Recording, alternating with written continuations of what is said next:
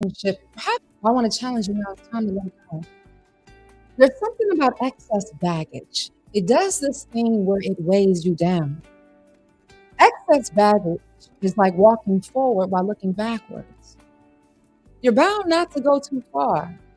Perhaps this excess baggage is causing pain in your life, physical pain, mental pain. And what do I say? If it doesn't serve you, it doesn't deserve you. So today, tomorrow, and forever always, it's time to let go of the excess baggage and pack light. All right, close your eyes. 3 deep, slow breaths. You are only as light as the baggage you carry. Every action and reaction comes from our excess baggage. It speaks for us, it reacts for us, and it ultimately holds us. So, wherever you're at, keep the eyes closed, blow all the air out. I want you to take a long, slow, deep inhale. And on the exhale, you're going to imagine, visualize, feel, see yourself removing one backpack. And then you'll take a long, slow, deep breath. And on the exhale, you'll remove the second backpack. And one more time, long, slow, deep inhale. Exhale, and we remove one more backpack. So for some of you, this is closure. You've been working on letting go of this excess baggage for a long time. And for some of you, this is the beginning. This is the beginning of your journey to be able to let go.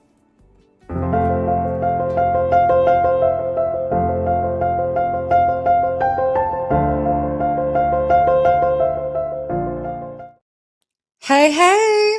Hi. Miriam, we're back. Back. It's been a whole week, and I feel like it was just yesterday we were here. We were. And it was great. I enjoyed you. I enjoyed us. It was fun. It was a lot of fun. That's why we're back. So talk to me. How do you feel about this whole idea of excess baggage?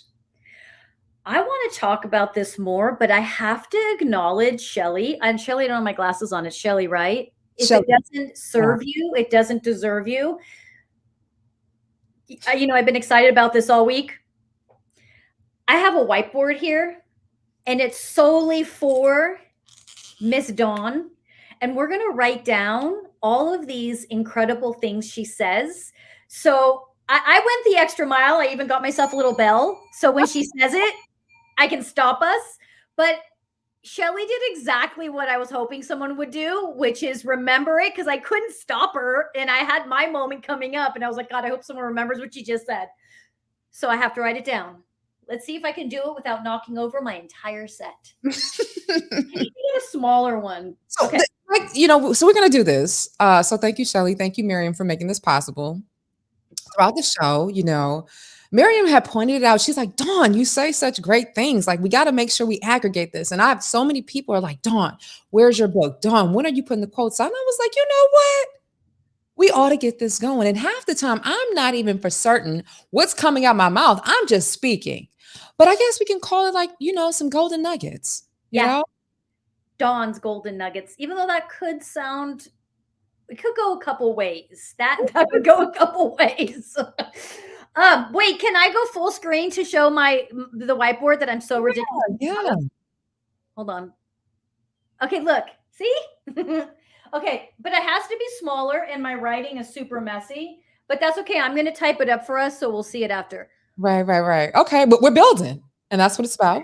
We are. It's so, can I just say how funny this was? Because I was like, oh my God, Dawn, I have a bell and I have a whiteboard. And she's like, what if we move this to the 2023 and we use electronics and we use an app that's a bell and a whiteboard? And I was like, whoa, they have that now?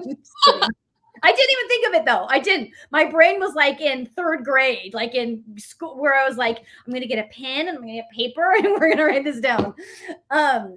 Okay, so excess baggage. Okay. Has it ever occurred to any of us that have you this has this ever occurred to you? Okay, so you know what it feels like to be carrying a really heavy purse or a really big backpack, right? Hmm.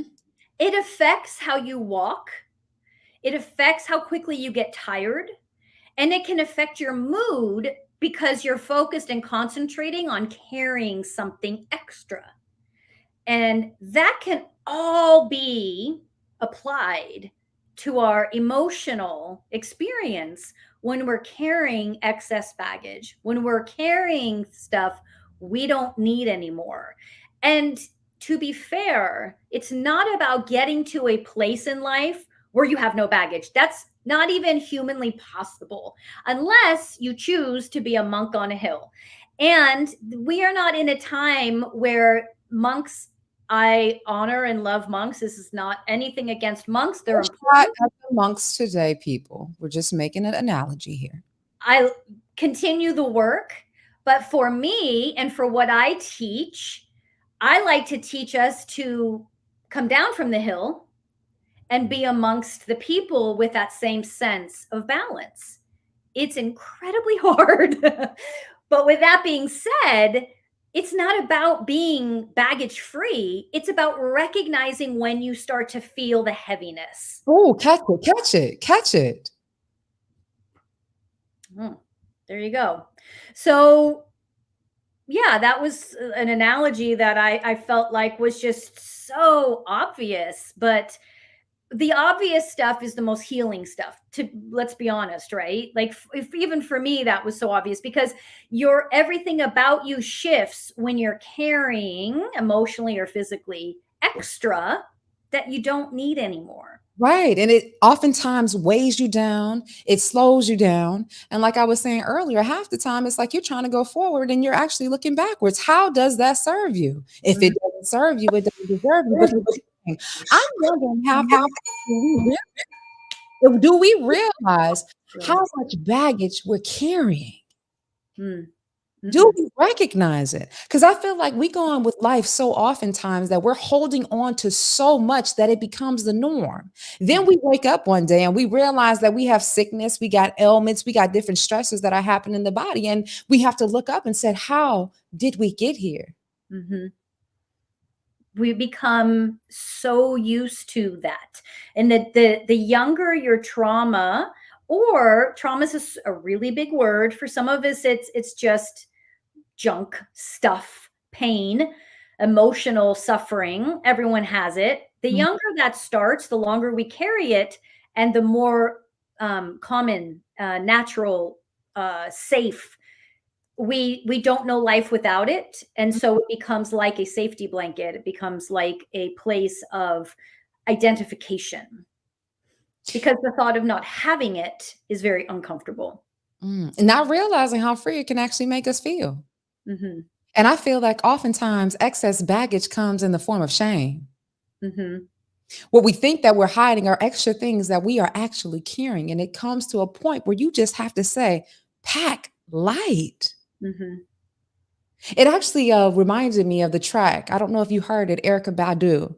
She has Hmm. a track called Bag Lady. And I actually made a vitamin D quick dose about that because what she says in the song is all you must hold on to is you.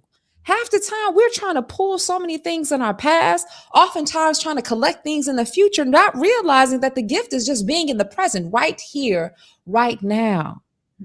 Because that's what matters. Hmm. We can't change back what happened yesterday. We damn sure can't predict what's happening in the future. We can claim it and profess what it is that we want. But rather than having all these things engulf our minds of what we think we should, could, woulda, had, done, all this kind of stuff, we can't do that. Hmm. And I'm interested even hearing with you with the kind of work that you do. How does this form with people in their bodies and their emotions and different interactions that people have? Because sometimes we're looking to join in different relationships, wondering why an opportunity isn't coming our way.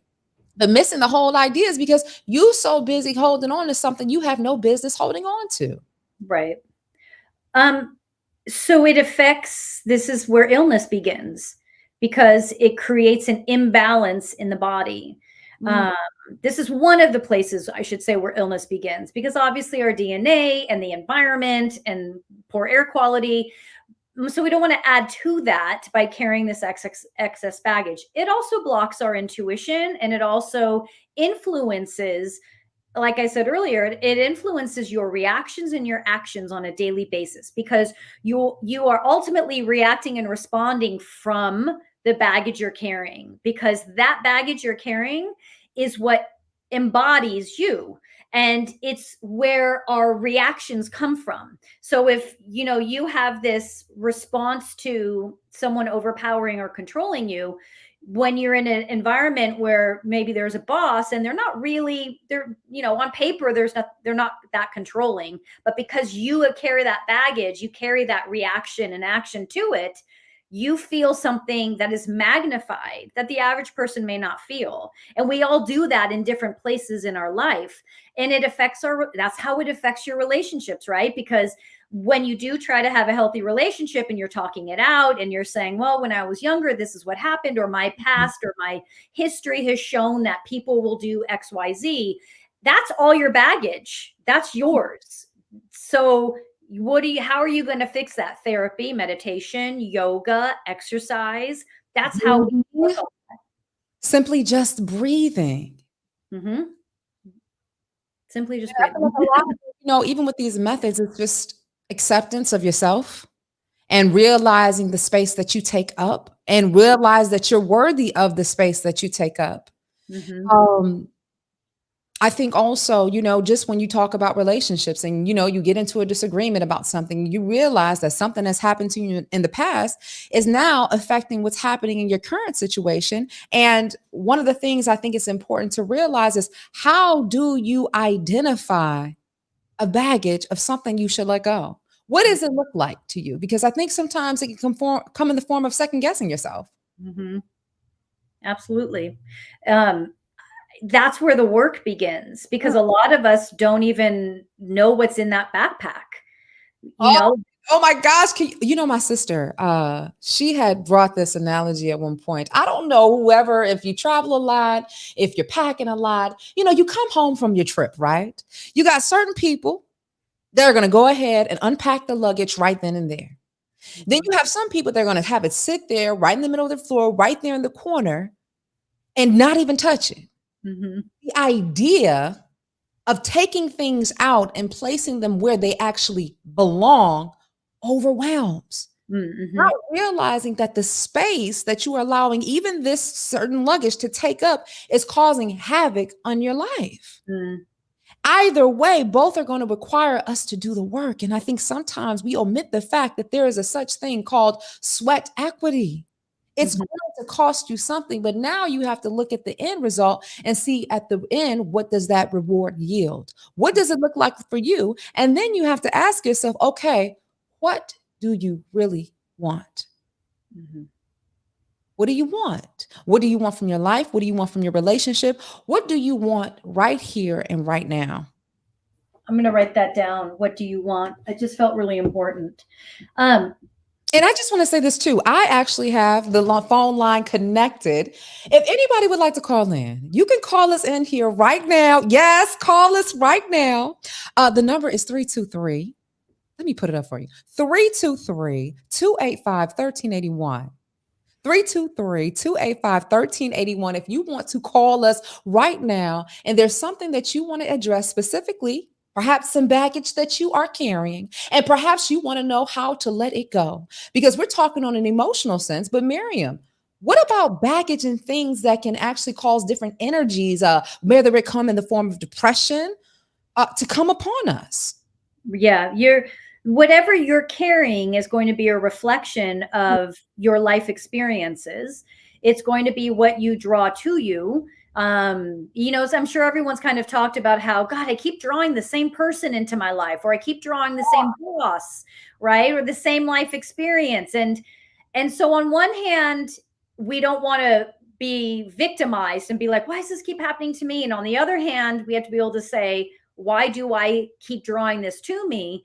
And so, you were saying earlier, you have to put in the sweat equity, you have to put in the work. It's like, it's just understood that you need a certain amount of hours to sleep, and everyone tries to get 6 hours. Like everyone goes to bed at night and sleeps at some point.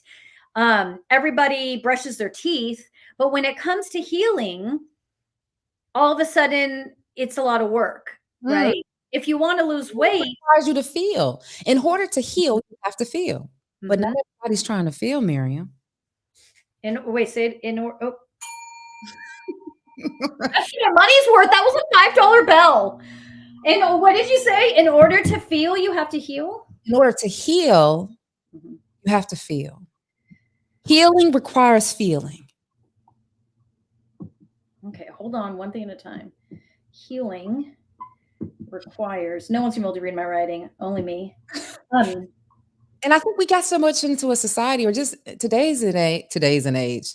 What am I trying to say? In today's society, we've gotten so used to the whole notion of numbing ourselves in distraction that we can't tell what life is like if we're not being numbed or distracted.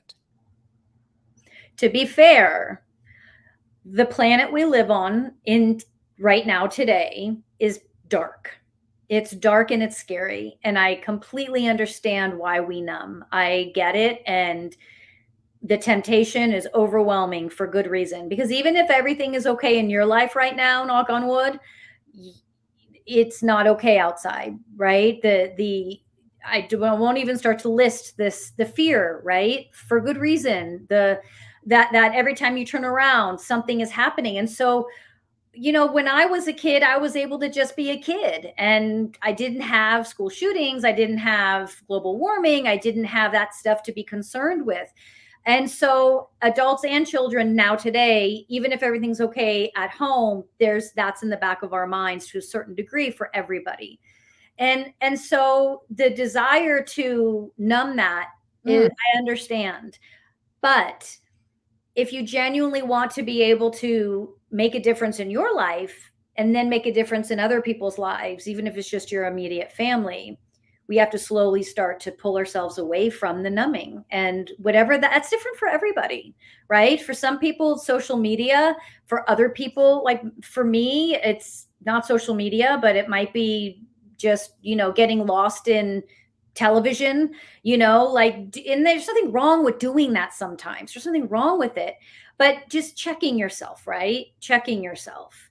If you get up and you did your breath work, even if it's just for 60 seconds, you went out and took a walk, right? You did a little journaling, or you saw your therapist that week.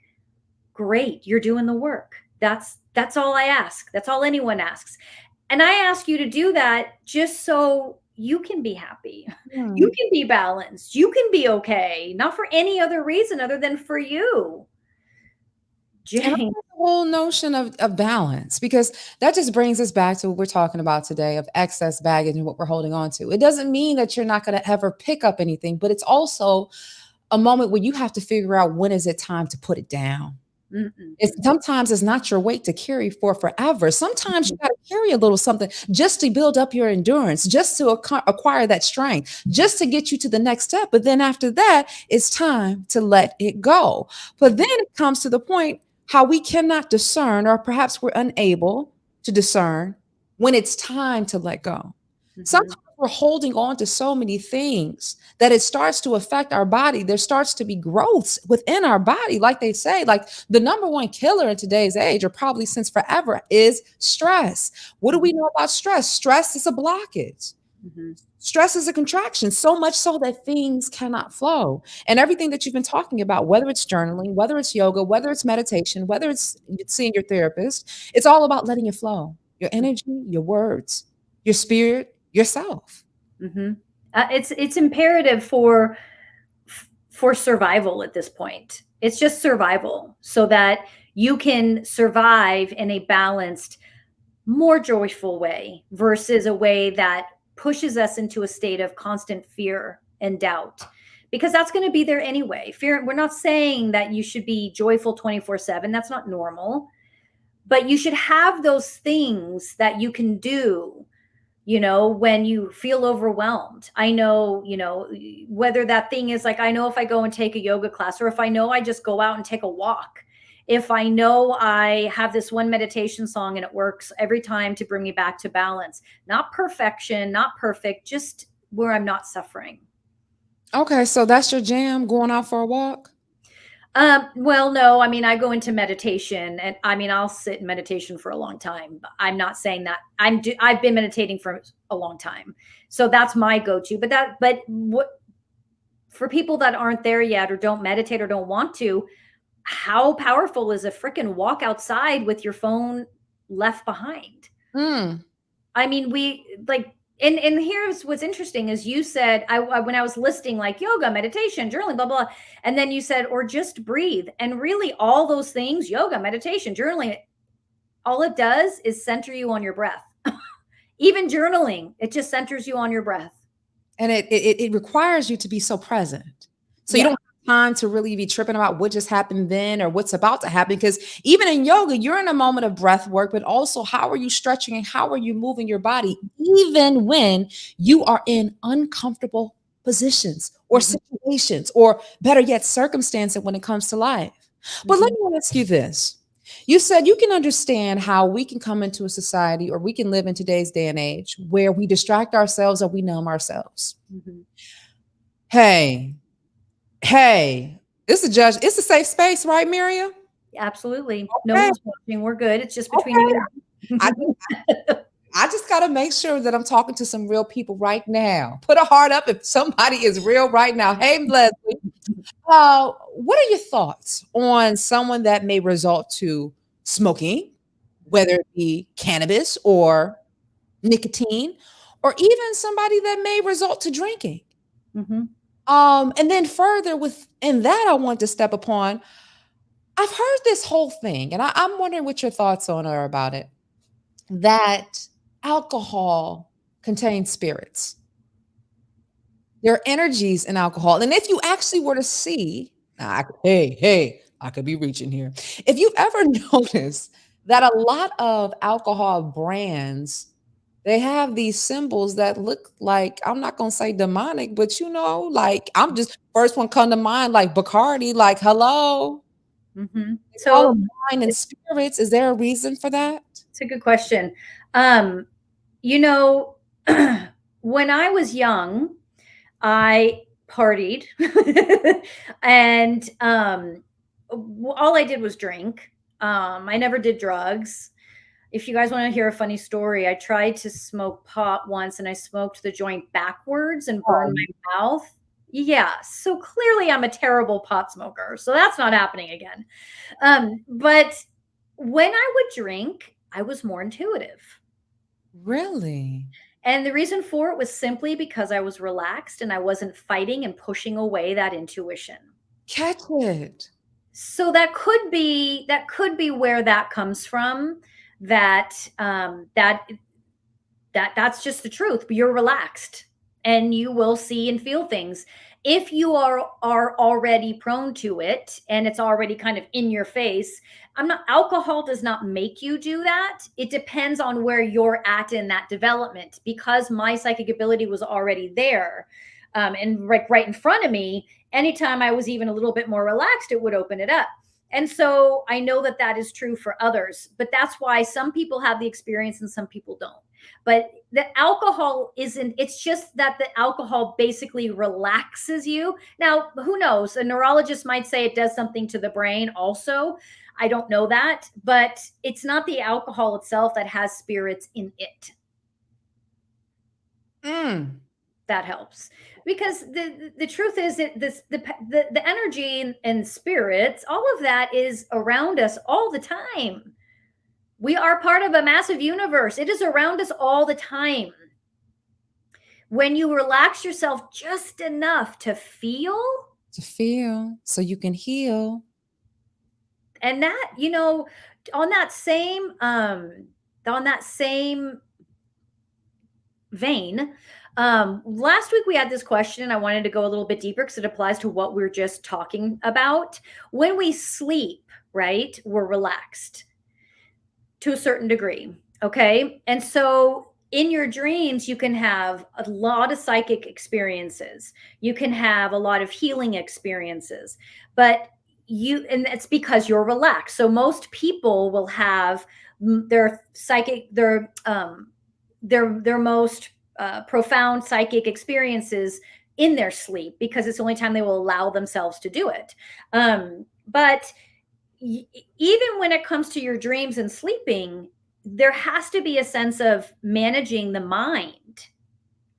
And even when we're awake, managing the mind is what journaling, yoga, meditation, and therapy does. So the mind isn't controlling. There's nothing wrong with the mind. We want it to be balanced with the heart and the gut, but not overwhelming us. Because even in our dreams, when the brain is what's overwhelming the dream, it's just nonsensical pain, suffering, fear. But if you're balancing the mind regularly, it's going to affect your dreams, and your dreams will have a more healing, intuitive approach. Same with the same honestly goes with alcohol. If you're working to balance yourself regularly, you won't be drawn to alcohol, but you'll still go out. Like, I'll go out and have a drink every now and then. And even then, you're more relaxed. You're going to feel more. You know, because it's a safe space. Because it's a safe space. I myself, like, although like I pretty much have really stopped and pulled back from indulging in cannabis, I would feel that way, that oftentimes like I can understand things more deeply, or perhaps because my nervous system is more calm and relaxed, so I'm present. Although you hear what happens to people, the very opposite is that they become very anxious. And I guess it just depends where you are and where you are on the spectrum with it. Because just as though some people can drink and it relaxes them, they say that when they get in the older age, my mom could only drink a beer. No, she was never a heavy drinker, but I noticed that when she would talk about in her older years, 35 and up, one can of beer, and hey, Janice she was leaning. But I feel like it goes back to what we were saying within anything. And just like we understand with the yin and the yang, it's all about the balance.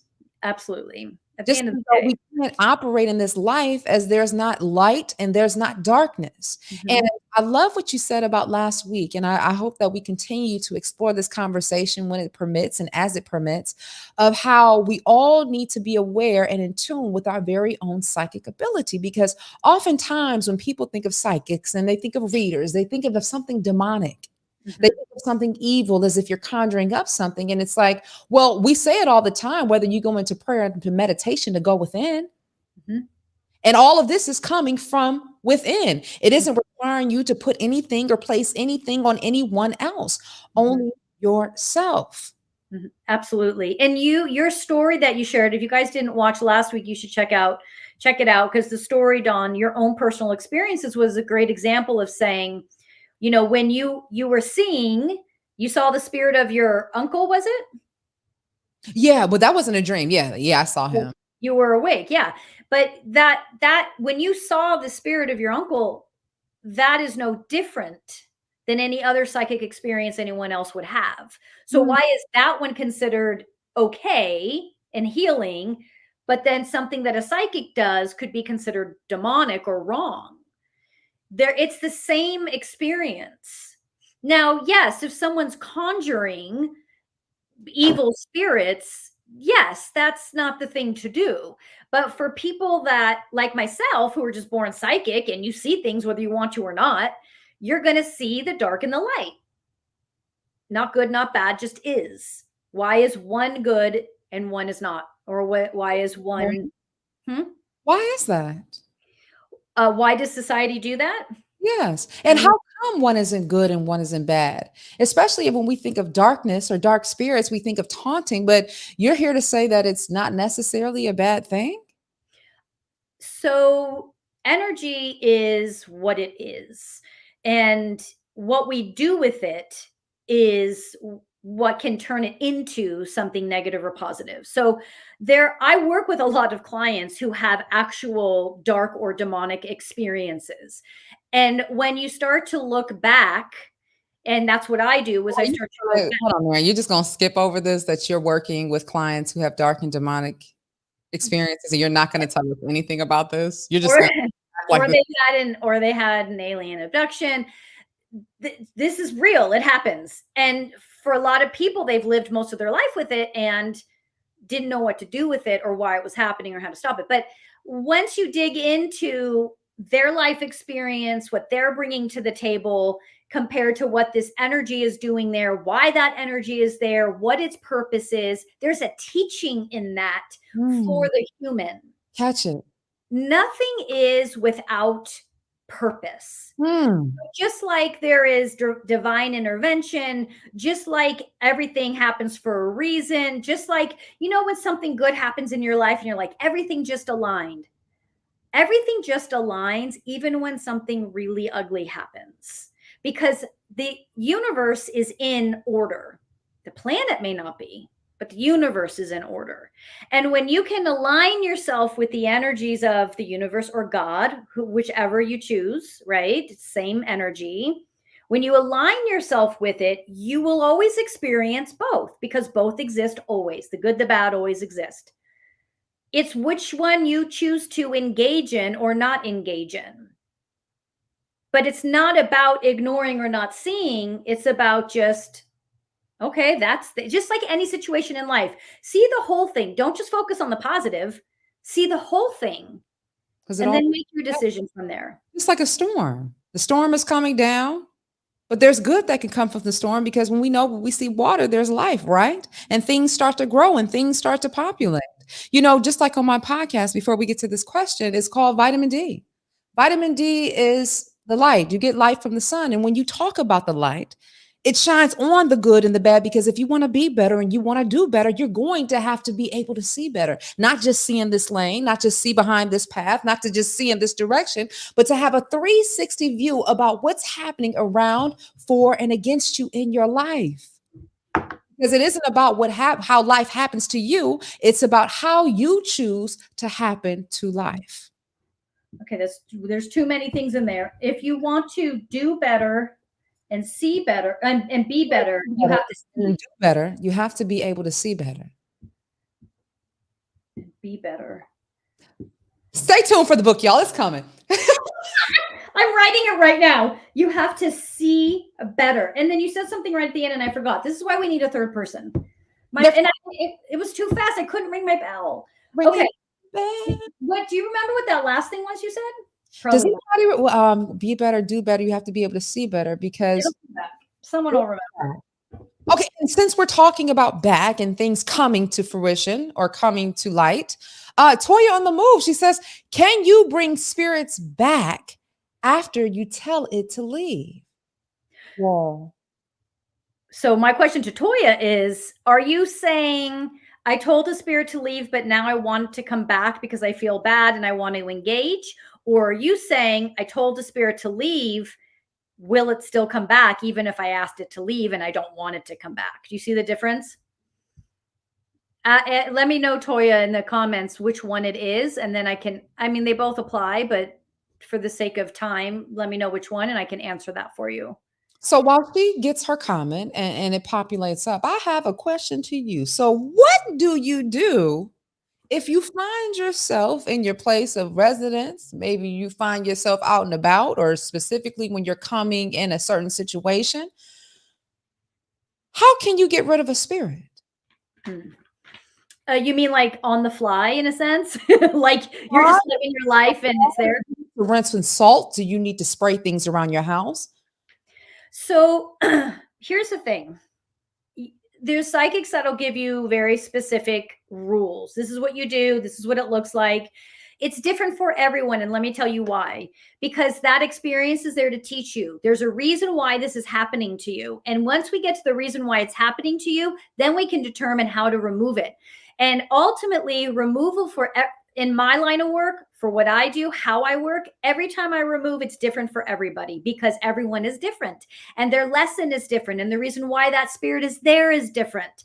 That's why a lot of times if someone removes it and it comes back or it doesn't change, it's because they didn't get to the heart of why it was there in the first place. Spirits and like demons don't just wander around messing with people. They really don't. There's a reason why it's happening specifically to you. Because if that was the case, it would be happening 24/7. The spirit scared me and it was very dark and dark in the room, but it was also my twin. So I told them to leave, but that means I can't see them anymore. Right. Okay. There's a lot. Wait, Toya, what do you mean your twin? Like somebody that has transitioned? The spirit. I need you to unpack some more, Toya. Toya, this is deep. We need more. Because you're saying it was very dark, but it was your twin. So I'm guessing if it was your twin, it wouldn't be dark. Let's hear. Oh, thank God. We're both like, what? Okay. I had a set of twins. A birthday passed away. And after they passed away, they came to me in darkness. Oh my God, Toya, you lost your twins? I have to sit with that for a minute because that's really. She said yes. Okay, well, I apologize. We were laughing and getting all into it, and then that's not funny. That's really painful. Okay. Toya, I'm so sorry. Can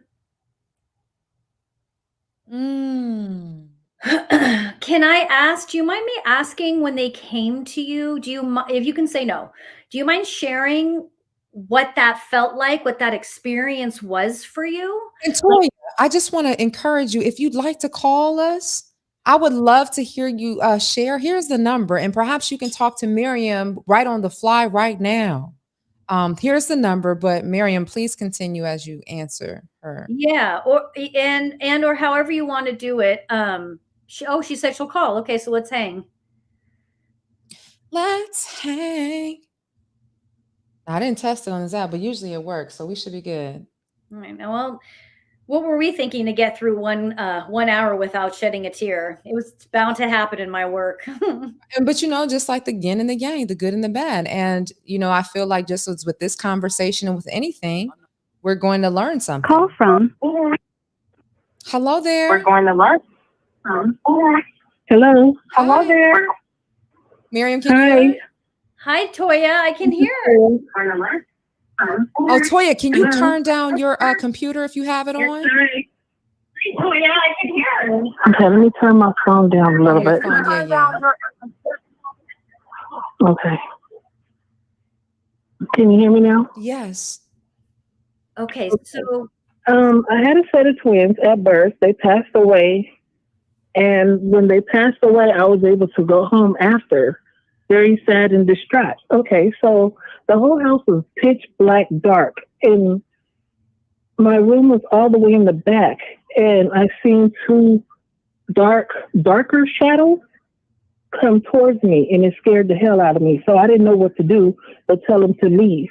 Now, I really wanted them to come back because I never really was able to tell them bye. Because they were babies. They were little. One was 1 pound. One was not even a pound at 5.5 months. So, I mean, that's why I was saying I could see dark and light. And the darkness was this one. Got it. That hurt the most. And that hurt the most. Okay. Did they have names? I was a little confused. So that's why I asked you the question. Absolutely. Did they have names? Did you name them yet? No. I can't. No?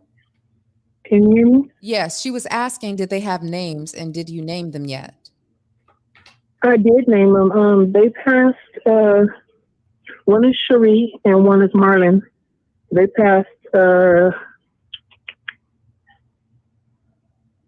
would have been 23. They would have been 23? Yeah. My daughter's 22. So, yeah, 23. Okay. So let me start here. So first off, your babies are your teachers. And so they are always there for you. You're never going to scare them off or push them away or say, even though in that moment, in that moment, you were overwhelmed and in shock. So So I can feel them, and they are, hang on. I can feel them, and they're the ones telling me this. So they've never gone away. They have always been there. They understood. See, beings, when we cross over, when we're out of body, we understand human behavior, and I almost won't say the like mistakes we can make. And so they understood even then that that wasn't you saying, I don't ever want to see you again, that you were grieving. And so, and in shock.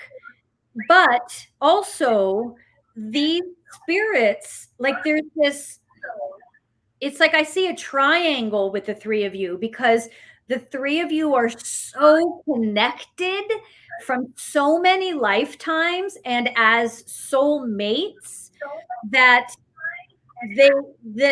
what you experienced was so visceral, because you had just experienced them physically, and now you're experiencing the depths of their soul. And that is a lot for someone in your position at that time to experience. That is a lot for someone to experience in a normal day, never mind after what you have just endured. So yes, absolutely, they are there, they are ready. You can still connect with them, communicate with them. They're always there for you. The fact that it was dark and it scared you simply has to do with the shock that you were in and the grieving process that you were in. It has nothing to do with them being dark beings. It has to do with it also, though, they're saying it also has to do with, like, I can't describe how close you guys are, and so it's almost as if they're saying the closer we were, the more not depth, but like I can't think of the word they're describing. So, for example, when someone has passed over and they've been passed on for a while, they've gone through different dimensions, different levels, and they're this very white, translucent, right? It's like kind of what you would see on TV for some people. But because they were just embodied, and that happens so early from their passing, that's why there was that density and darkness. Is that making any sense at all?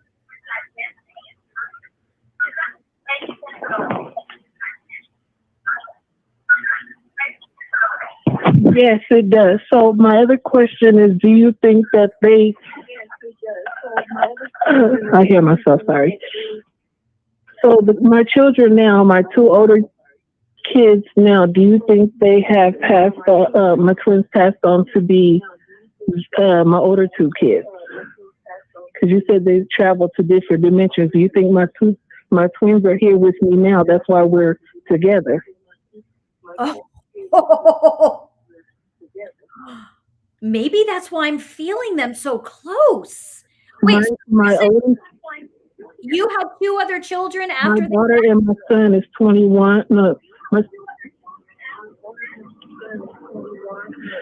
my oldest son is 21 and my daughter is 23. And then I have a 15-year-old, but the two older ones are close. I mean, we'll never really know, but that would explain why I keep going like this, because you're so bonded. It very well may be, if you're asking what I think you're asking, which is, did they come back in body, and are they the children you have now? My first instinct is to say yes. And honestly, people have asked me many times if someone or something, like an animal or a person, has reincarnated, and I never really felt a solid, like, I mean, anything's possible. Yeah, of course it's possible. I'm not sure if I'm feeling that, but it's possible. And just because I don't feel something doesn't mean it's right or wrong. But honestly, with this, yes, because I feel like I can't feel a separation. That is intense. I'm sorry. I'm just kind of overwhelmed. Did that make sense?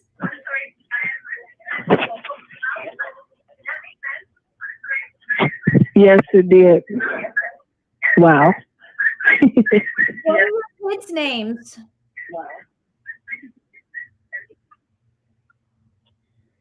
Say it again.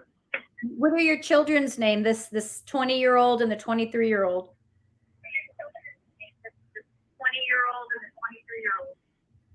Cameron and Tabitha. Oh my God. Tabitha. As soon as you said Tabitha, I was like, I heard that's me. Tabitha is kind of she's I'm not saying she maybe she may not be like this in body, but her soul is very much kind of the leader of the pack. Her soul is very much bringing everyone together. Yeah. Yes, I met Tabitha, and I can attest to that. Yeah, she's very outspoken. She's a leader. She's very outspoken. It's a little hard to hear you, Toy, because That's the one that you reverb met is up to ringing share out. that day.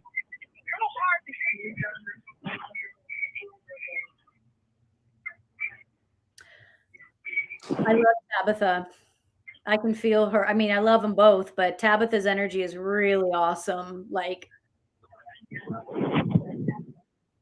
Well, thank you so much, Toya, for calling in and sharing your story. We greatly appreciate it. thank you, Toya. Much. Okay, bye-bye. Bye-bye. Bye, Toya. Thank you. That was okay. Can I sum up really quick? Because can I sum up what just happened? So her twins passed, and she was asking, correct me if I'm wrong, if they reincarnated in her current children. Mm-hmm. Yeah. And I couldn't, when I was feeling the energy, I couldn't make sense of why I felt this. Why are they so close? They're so close. They're so close. Like, I can't feel them on the other side. And as soon as she said that, I was like, oh my God, that's why. Yes, that's them. I've never seen that before. Wow. That gave me chills. That's amazing. Well, we have another one. Marcus Savage. He says, my father passed away while I was locked up, and I never got to say goodbye. I'm sorry, Marcus. Do you mind telling us what your dad's name was? And Marcus, if you feel free to call us, 323-285-1381. We are accepting calls in case you just wanted to call in. But Miriam, if you want to continue on. Oh, yeah. That's always a hard thing for someone to transition and not being able to see them, or I guess speak to them. But I guess when you think about it, in the spiritual realm, there are no barriers, so they can still come to you. Because you spoke about it last week. You said oftentimes when you feel that intense presence, and I remember not too long after when my mother transitioned, there was a point that I could feel her right there to the point I was like, oh my gosh. Like, I felt like she was looking like she was standing right behind me. Wow. It's that point of, do they know? Is that their way of saying goodbye, I guess? Or first off, I didn't realize when did Janice pass? That was in 2012. February 25th, 2012. But I really feel as though, like, a part of me, I felt like she transitioned a week before her actual breath left the body. But even up to that point, because they say when you transition, your hearing is the last to go. And there were certain things that I was talking to my mother about when she was in ICU that I could see how her eyes would flinch or they would move. Interesting. Wow. I just, when you mentioned Janice earlier, I just felt this connection to her. That's why I was so interesting. I didn't realize she passed. So I'm sorry. Was there a question in that? I was just I was just saying about the present, because I know Marcus Savage, he had talked about his father transitioning and he never got to say goodbye. And you asked the name, and he said his dad's name was Walter Savage. Yes, thank you, Marcus. And Marcus on the line right now. Hello there, Marcus. Hey, how you doing, Ms. Don Day? It's good to hear from you. Oh, it's great to hear from you. Please say hello to Miriam. She can hear you on the line as well. Hi, Miss Miriam. How are you? Hi, Marcus. Thanks for calling in. Walter Savage. So, Dawn brought up an interesting point, which is, our okay. Hello, Marcus, can you hear her? She's speaking to you now. I can hear you, but I can't hear her. Oh, you cannot hear her. Oh, interesting. Maybe I that's hear why you loud and clear. Toya had hers on. I don't know if I can go back online and do that at the same time. That's probably or why what. Toya had to have her line up, and then she was hearing the reverb. Yeah. That's what I just thought too. Yeah, I can hear you loud and clear. Yeah. So I could just jump back on Facebook because I don't know if I can do both.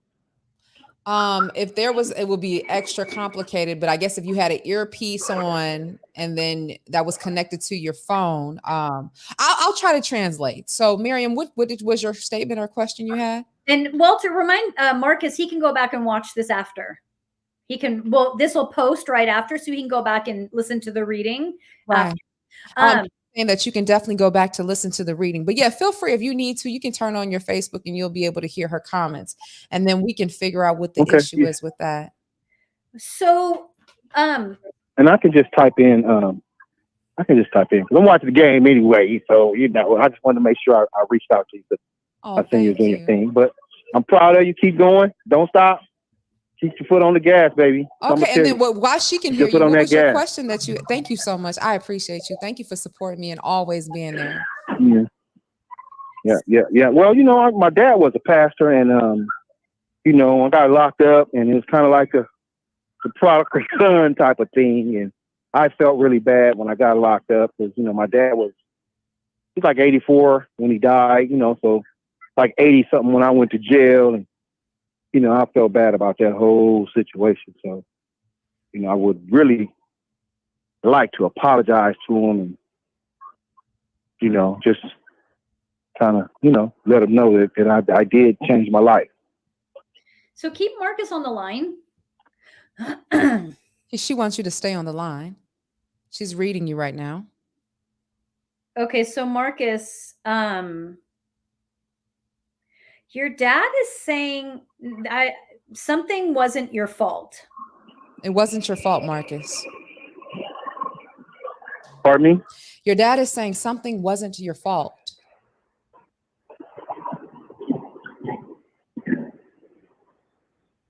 And that he believing in you was never in question. He always believed in you.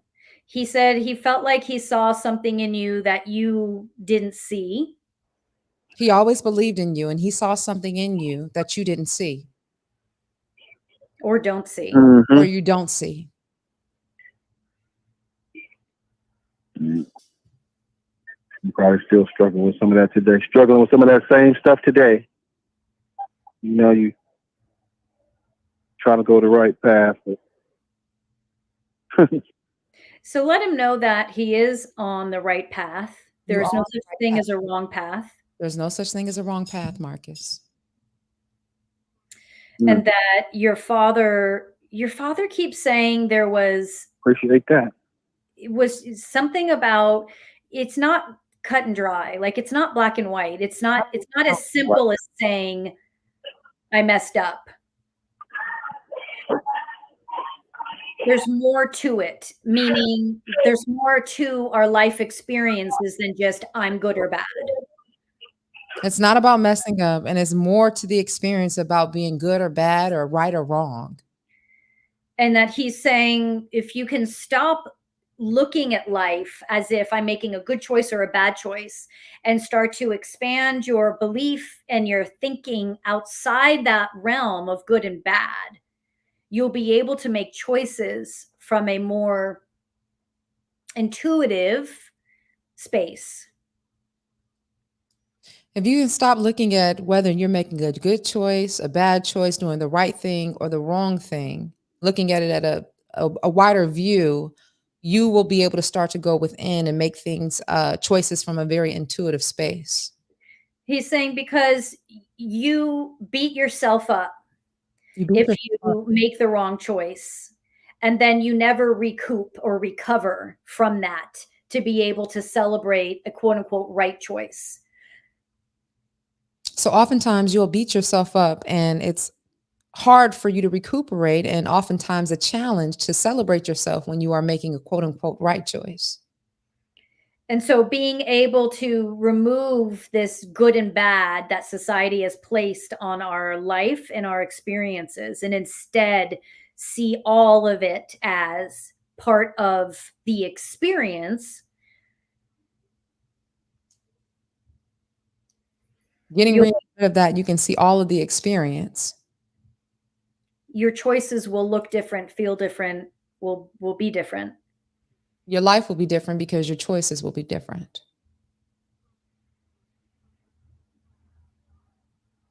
Do you have children? I'm looking forward to that. Miriam asked, do you have children, Marcus? Do I have children? Yes.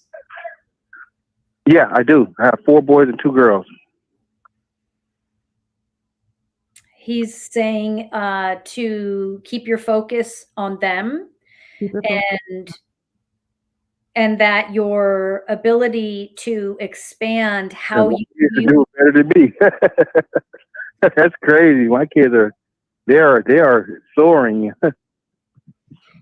Your ability to see beyond this good and bad is going to help you in continuing to be a role model for your kids.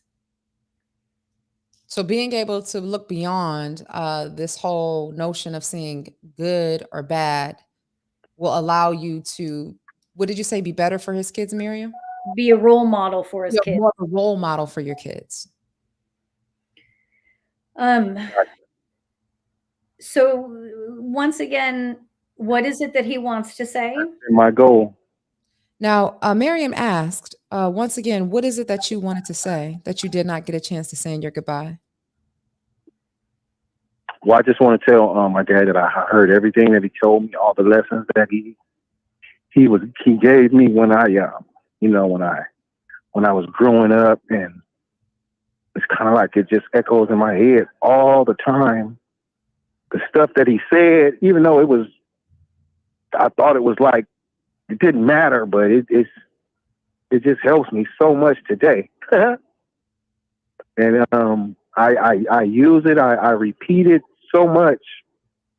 I think about the song. He gave me a song when I was a little kid, and I use that song in my life every time I'm out, and it's just amazing how it just keeps me going. Like right now today, and I'm thankful that he was my dad. He heard everything that you said. I don't need to interpret that he hears everything you said. He hears everything you say. And he says, I'm not going anywhere because everything you just said is out here. I can't be doing that at the bar, Don Day. He's at the bar crying. I'm too macho for this. I can't be talking to you on Thursday, Don Day. It's all bad for me right now. I gotta walk around the corner. But he says he's not going anywhere. I shouldn't have called you. It's crazy. And that's not even what I called to say, really. That just came out. So he's this was kind of his point exactly, is everything. I appreciate it. And I know that everything is for a reason. God doesn't make no mistakes. He's so here's the simple version: is he's not going anywhere. He's not going anywhere. He is staying until you pass over, until you transition, which will be a long time. I'm not saying that's soon. He's saying I'm here for the long run. And okay. And that I receive that. He's really focused on this mindset of removing this is a good choice and that's a bad choice, and understanding that there's no such thing as a wrong path. He's really wants you to focus on that they're getting rid of the whole idea of a good choice or a bad choice, and know that the path that you're on is the right path that you need to be on. Mm-hmm. Yeah. So should I go back to work? Because I don't want to go back to work. I got some opportunities that'll keep me away from my job, but kind of like, you know, and business it's a chance. It's a chance. So he has the opportunity I know I'm on the right path. I get my lifelines. Mm-hmm. I'm going to ask you a weird question, Marcus. Can I ask you a question? What if I were to ask you, because I feel like he can hear his dad. Can you hear your dad, Marcus? Or see him? Hear him now? Can you hear him or see him? Maybe not right now, but do you have instances where you feel like you saw him or that you heard him or can hear him? Well, I just hear what he says to me. It rings in my head. You know, you my mom too. It just comes. It comes in my head. It just, you know, the things they used to say and the lessons they used to tell me.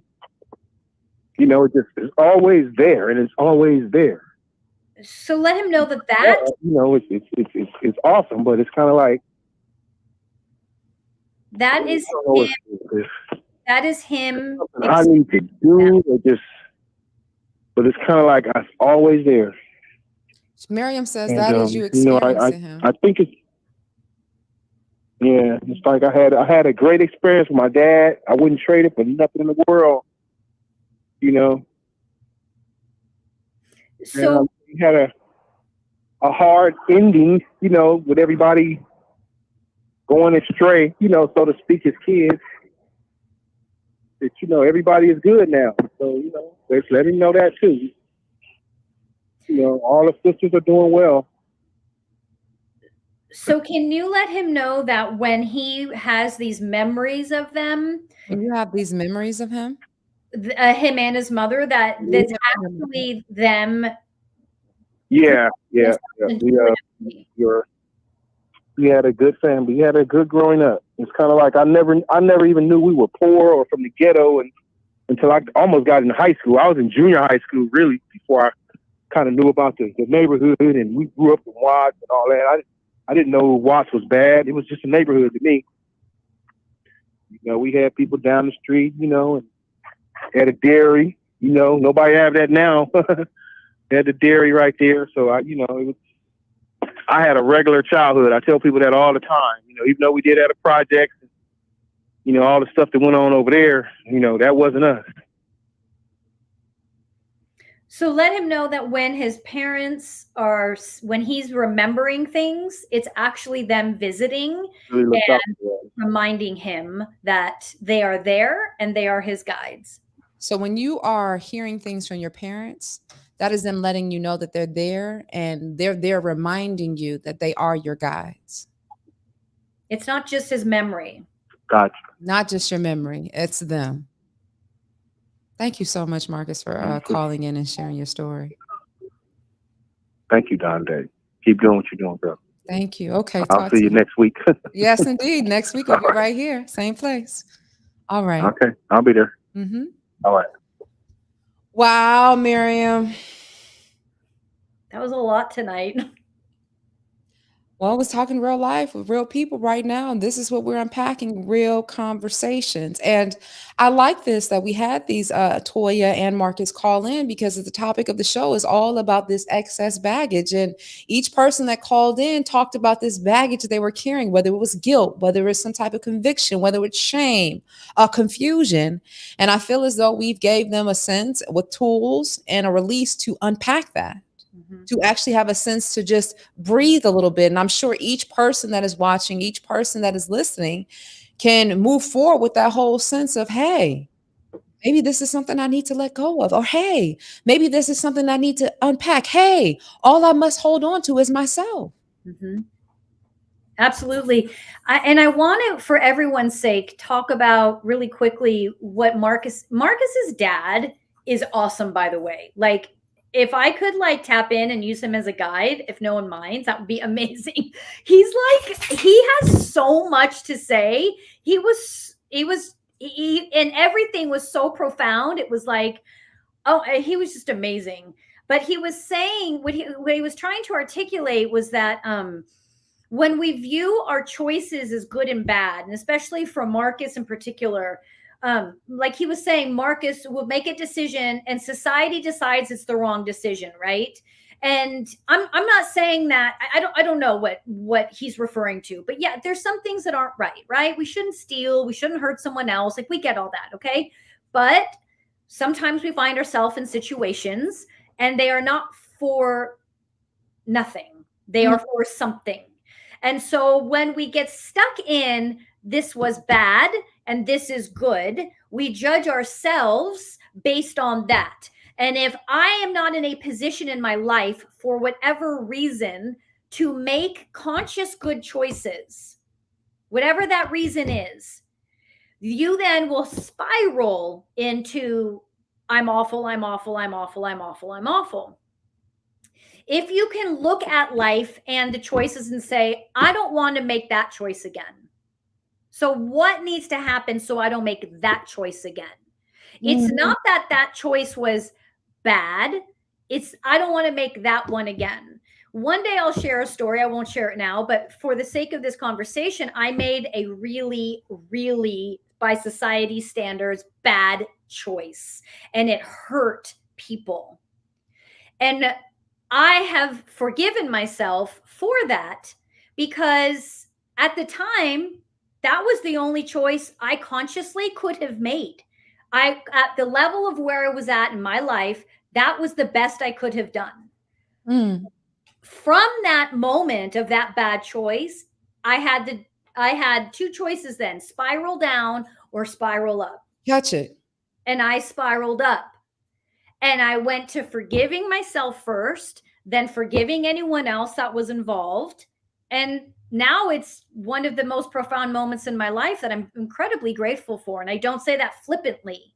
I say that honestly, because now I'm doing better at making conscious choices. So I'm not going to make a choice like that again. I'll make choices that maybe aren't ideal. Of course, I'm human, but I won't go that way again. That I know. And that's what I'm trying to say, to tell Marcus is I look at that decision now and realize it wasn't that it was bad. It was an unconscious decision. And that was the only thing I could have made then, was an unconscious decision, because that's where I was at. It's like if you're in second grade, you can't make a decision on a chemistry project in second grade. You're in second grade. And the same thing goes with our level of consciousness and our level of awareness. When I made that bad choice, I was in fifth grade. Hey. And that was the choice of a fifth grader. Well, I'm not in fifth grade anymore. So I'm not going to make a fifth grade decision because I chose to graduate, even though I made some rough decisions. And same with Marcus. You don't make good or bad choices. You make conscious or unconscious choices. And you made some unconscious choices, but now you're becoming conscious. So you're not going to make those choices again, but you're going to make more conscious choices. But the only way to continue to make conscious choices is to forgive. If you don't forgive, you don't give yourself forward to the next moment, and you're stuck in the past. Hey, which robs you of the present that is our gift.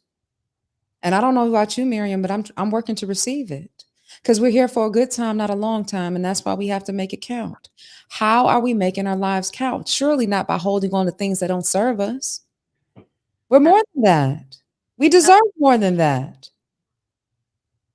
100%. Well, I say we're special offers because we're here for a limited time. I love that saying. I have no room on my board. Oh man. Well, another great conversation. One more comment. EJ Banks, blessings to you all. I see you still doing great stuff. You are a blessing to us all. Just wanted to say hi. I'm boarding a flight back home. God bless you, Dawn Day. Oh, EJ, thank you. God bless you. Miriam, we're doing some things. Thank you, EJ. That bell. Oh, my bell. I really love my bell. Oh. I wanted to write out all of the I wanted to write out all the stuff you said, but it's going to take too long. It's a lot. We're gonna, as we unfold and unpack, we're gonna get this flowing. And we also have to ensure so our callers that they can hear. So we're gonna take a moment at some point and figure that out. But they will soon enough indeed. This is great, Miriam. This was great. Thank you, Dawn. You know, what do we say? Inspiration, motivation, and intuition. Mhm. It's our pyramid, it's our triangle, it's our roof that we're covering ourselves with. Because I feel like with these three elements, there's nothing that we can't do, there's nothing that we can't see, and there's nothing that we can't achieve. If we tap into all three of those pinnacles, they're important. And it's a reminder of us as we move forward in our life to realize that where we are right now is what we're supposed to be. And the best thing that we can do is operate from the space that we are right now and then grow from this space. Oftentimes, we have a thing where we're holding on to past regressions, things that don't serve us. Well, guess what? Now it's time to realize that they don't deserve us. So, bag lady, bag man, I want to take note from Erykah Badu and remind you all you must hold on to is you. So, pack light. All right, Miriam, that's it for the show. Please tell the good people where they can follow you on social media and keep up with you. Miriam Farish, at Miriam Farish on Instagram, here on YouTube. YouTube and Instagram is where I'm at, and TikTok. Okay. And then you can find me on all social media at Dawn DAI Speaks. Also, be sure to check out my podcast, Vitamin D with Dawn Day. It's all about shedding the light on the good and the bad, because if you want to be better and you want to do better, you have to be able to see better. So you better catch it, because it's getting hot, baby. All right, beautiful people, we will see you next week. Same time, same place, 6 p.m. Pacific Standard Time. Tell somebody to tell somebody else to get inspired, to get motivated, and tap into that intuition with Dawn Day and Miriam. Until next time, be great, be amazing, be life. Bye.